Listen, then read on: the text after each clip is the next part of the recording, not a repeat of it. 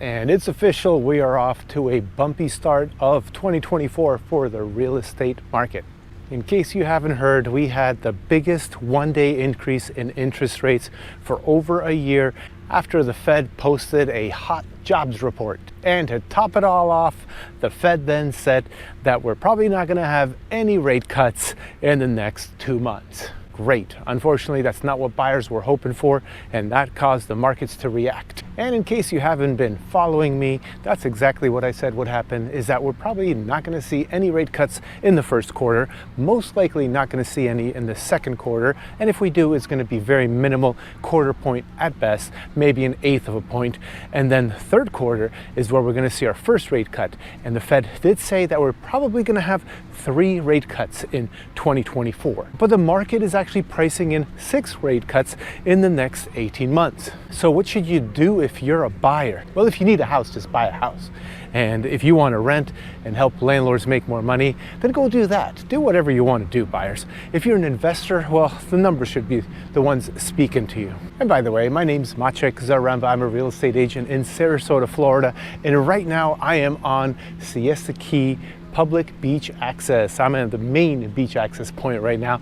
Sun is setting. Take a look. So beautiful here. And this is the #1 beach in the USA for like 20, 30 years straight. I don't even know. And if it's not #1, it's #2. But either way, it gets ranked as one of the best beaches in the United States and in the top 10 of the world. Mostly due to the white sand that we have, which is basically 99% quartz, and it's fine like powder. But aside from the interest rate going out of control, we also have another problem, and that's the pending sales. That means the homes that went under contract and are not sold yet, but they're not available for you to buy anymore. And unfortunately, those went down 8%. It's the biggest decline in 4 months. Now, there is one good piece of news, and that is the requests for showings has gone up. So maybe this showing request increase will actually lead to more pending sales. I mean, I guess we'll see. Okay, look, we really need to look at the leading indicators to figure out what is actually happening, and are we at the bottom of the market, or are we still going to keep declining? So let's take a look at these right here. These are provided by Redfin, and let me show you what's changed from 1 year ago to today. Okay, first let's start with the interest rate. The average daily interest rate 1 year ago was 6.39%, and now we are at 6.92. That's almost 7% interest rate, y'all. Now, the mortgage purchase applications, that means people filling out applications to purchase a mortgage. Doesn't mean they're going to buy a home, but that is down drastically, 19% from 1 year ago today. And it makes sense, right? If we have higher interest rates, then we're going to have less applications. That's just supply and demand working right there. But 19% is a pretty drastic hit, especially since from the year before that, we were drastically down even more than 19%. So these numbers are just going down, and unfortunately, I don't think we've hit a bottom with that. All right, now the Redfin Homebuyer Demand Index, which is basically people requesting tours on redfin.com, which is a huge portal, don't get me wrong, and they're a brokerage. Even though this is up from like a month ago and a week ago, it is down 14% from a year ago. And listen, Google Trends is reporting that search for the phrase home for sale, well, that's down as well, 16% from a year ago.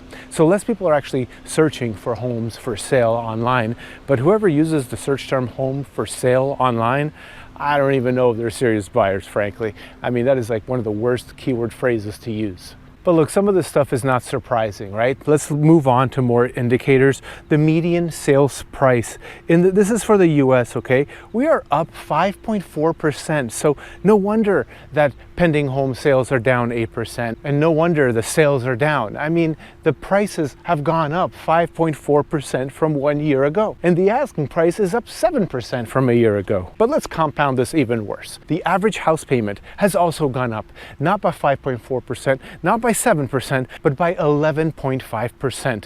And obviously, look, if prices are going up 5.4%, and their interest rate went up to almost 7%, then no wonder the payment is going to go up way more than that. All right, look, I'm on Siesta Key. I just wanted to show you some of these amazing homes right here on the beach. And the sun is setting. Tons of people came out to see this.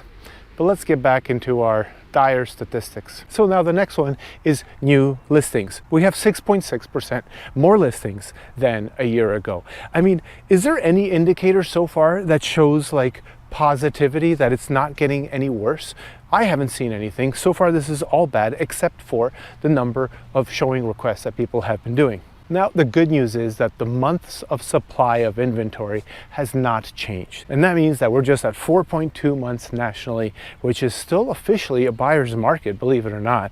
But I've been saying this for over a year. It surely doesn't feel like it. But this next statistic, it's super interesting to me. It's the share of homes that are off the market in the first 2 weeks of going live as a listing. I just can't believe this number. 1 year ago, it was 32%. Now it's 33.2.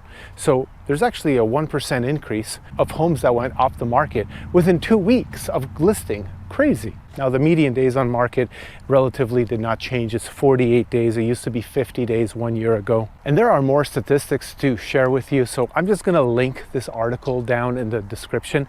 And I wanna ask you something. Now, what are you seeing in your market? And would you buy if interest rates fell 1%? I mean, interest rates seem to be the big reason, and inventory is climbing because of interest rates being high. So would you actually buy something if interest rates fell 1%? Just 1%. That's it. So just slightly under 7% at 6.94. Would that be enough of a trigger for you to say, hey, that's it, this is worth it, let's buy a house? And this is 680 Beach Road, first house beside the main public beach access of Siesta Key. I tell you, I got some good old memories in this house, except not this one, just this address. My friend's parents owned this house, and when they were away, we would play. And then eventually they sold it, then the next owner sold it, and now they are building this unbelievably beautiful modern mansion right on the beach